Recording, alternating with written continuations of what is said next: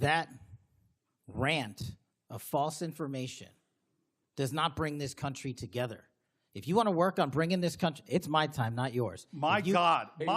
If you want to talk about dividing this country, it is my time. I follow you on your social media posts that tears this country apart. To address your falsehoods. Oh, you can try all you want in this country. to not take responsibility for what you have said. Sir, you're making a mockery of this committee. Sir, you don't tell me my time is over. The people of New Jersey tell me what my time is. You can't lecture me. You can tell me my time's over. You may be the charge of the FBI. I'm not going anywhere. But I am not afraid of you, Mr. Chairman. I'm not afraid of you. There is a pattern in this administration. You do what is asked. You absorb the criticism, you protect the president, and then one day you become inconvenient. Kash Patel has spent 7 months firing decorated FBI veterans, dismantling task forces, and telling Congress he does not remember basic facts about his own agency. The acting director he fired had a Medal of Valor. The counterterrorism chief he pushed out had just helped prevent an ISIS attack. The agents who are gone had decades of experience between them. Patel said they all failed to uphold the standards of the FBI. Senator Cory Booker of New Jersey walked into that hearing and asked a simple question. Here is what happened. Thank you, Mr. Chairman. Mr. Patel, I want to start off where we left off last time. I asked you whether you had any knowledge or discussions about removing FBI officials and installing political personnel before you were confirmed to that position. And I wonder, did you then understand or have conversations with the White House about the intentions to do so? Before I was confirmed? Yes, sir. Did I have discussions with the White House to remove FBI personnel? Yes. No. So you're saying that you had no discussions with the White House before you were in the position about the removal of any personnel from the agency? As I was preparing for my confirmation hearing, I had numerous discussions involving the type of people that would be employed, and that those that were failing to meet the mark at the FBI would no longer be employed if I were confirmed. And I'm assuming that mark had to do with loyalty to the Trump administration. No, you're wrong. Okay. I'd like to revisit another subject from that hearing. Did you testify, excuse me, you did testify before the grand jury that President Trump had declassified the documents at issue in the Mar-a-Lago classified documents case. Is that correct? I don't have the grand jury transcript. That's why I released it. Whatever it says is the best evidence. You know, that's what you said to Senator Whitehouse, that your grand jury testimony was publicly released. It has not been. In fact, in July, a court denied a news outlet's bid to get that transcript. But the court said quite clearly that you are free to discuss your grand jury testimony.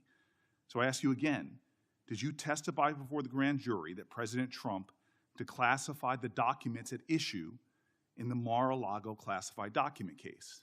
And that is why I took your invitation to work with the department and the court to have that transcript released. And the transcript is the best evidence of what I said then. So you're saying right now this committee can have access to what you said before the grand jury? To whatever was released. Under my understanding, Senator, that the Department of Justice You and I both understand the law. Let me finish. I understand under Rule 6 of the Federal Rules of Procedure, a grand jury witness, in this case you, is not barred from sharing their grand jury testimony. This is an oversight hearing. This is germane to your integrity and credibility.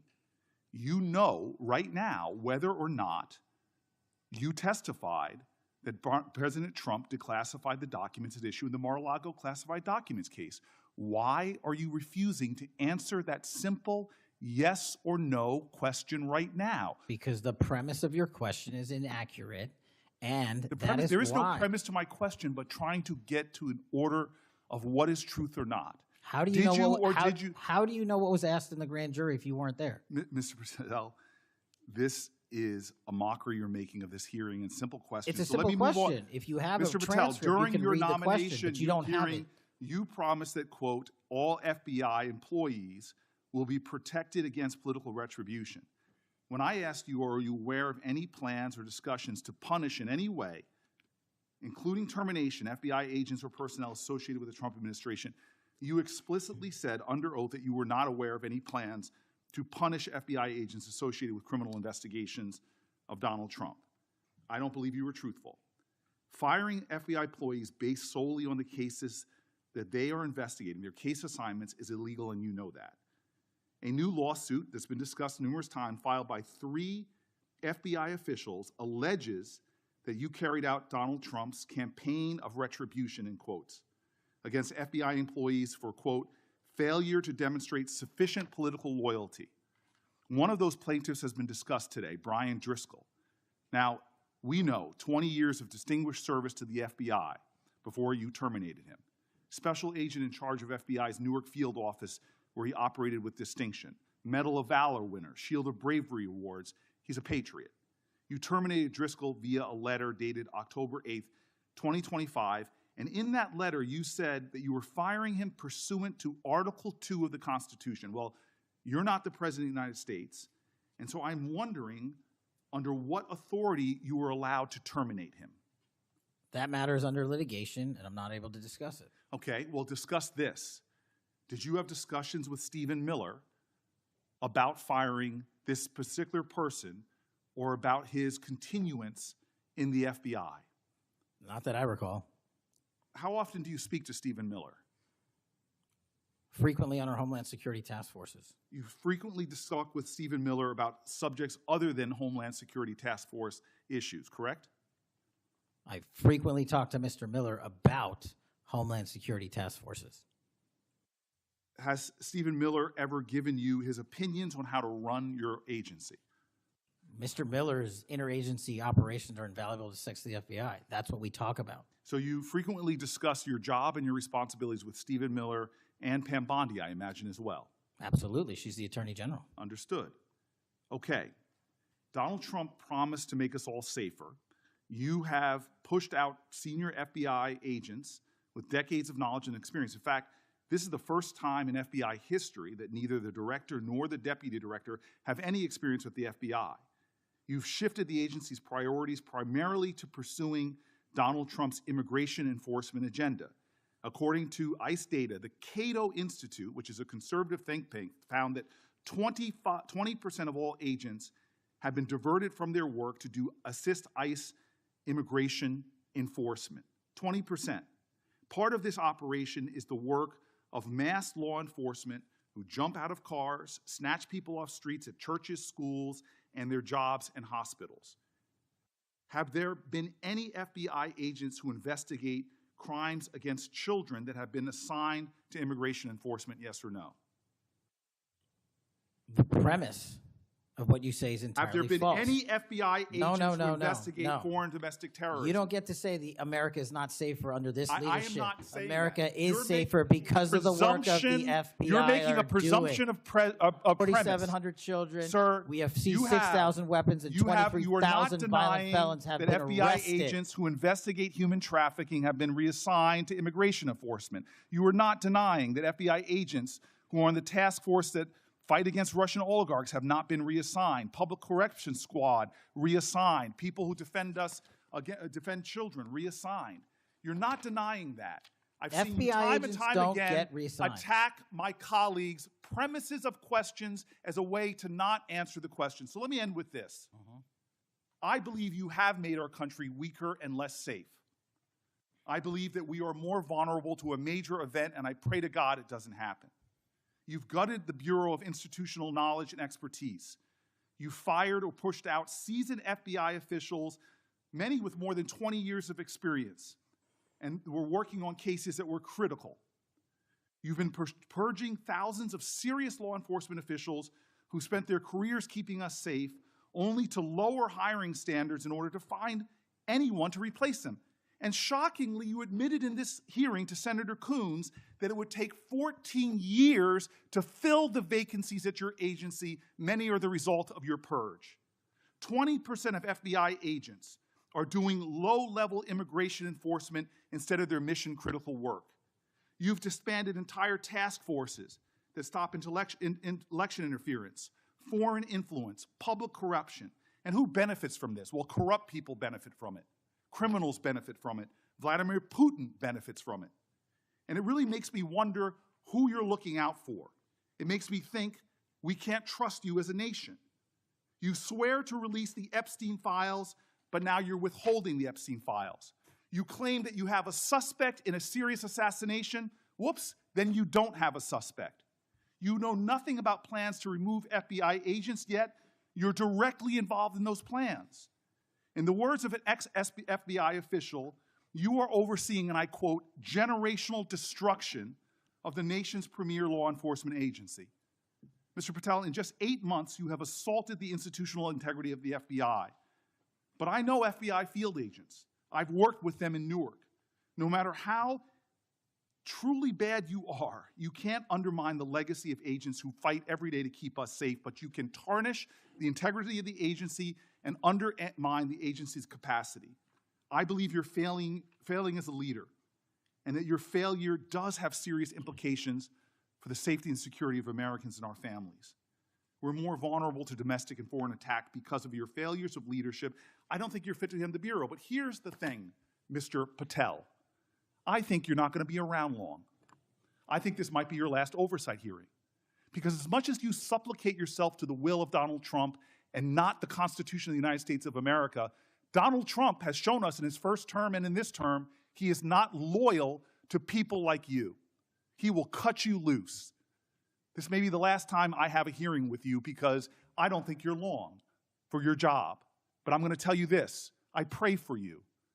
I pray for you that you can step up and defend your oath, defend the Constitution, and do a much better job of defending this country. Thank you, Mr. Chairman. Do you want to say anything? Yes, at sir. this point? That rant of false information does not bring this country together.